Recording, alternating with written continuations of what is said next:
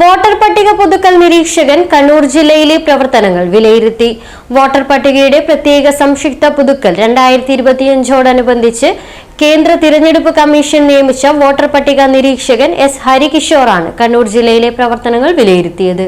Voter പട്ടിക പുതുക്കലുമായി ബന്ധപ്പെട്ട് ജില്ലയിലെ പ്രവർത്തനങ്ങൾ തൃപ്തികരമാണെന്ന് അംഗീകൃത രാഷ്ട്രീയ പാർട്ടി പ്രതിനിധികളുടെ യോഗത്തിൽ നിരീക്ഷകൻ അറിയിച്ചു.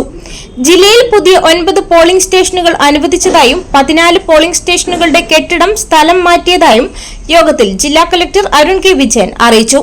ഇതുപ്രകാരം ജില്ലയിൽ ആകെയുള്ള പോളിംഗ് ബൂത്തുകളുടെ എണ്ണം 1861 നിന്നും 1870 ആയി ഉയർന്നു.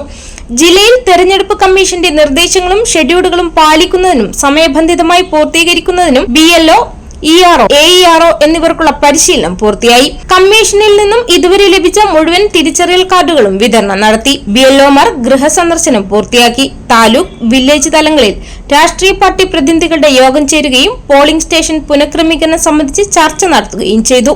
വോട്ടർ പട്ടിക പ്രസിദ്ധീകരിച്ചതിന് ശേഷമുള്ള അവകാശവാദങ്ങളും ആക്ഷേപങ്ങൾ സ്വീകരിക്കലും തീർപ്പാക്കലും നവംബർ 28ഓടെ പൂർത്തിയാക്കുമെന്നും കലക്ടർ അറിയിച്ചു. ജില്ലയിൽ സ്ഥിരമായി താമസ സ്ഥലത്തില്ലാത്തവർ വോട്ടർ പട്ടികയിൽ നിന്നും പേര് ഒഴിവാക്കാൻ അപേക്ഷ കൊടുത്തിട്ടും പട്ടികയിൽ നിലനിൽക്കുന്നത് പരിശോധിക്കണമെന്ന് രാഷ്ട്രീയ പാർട്ടി പ്രതിനിധികൾ പറഞ്ഞു.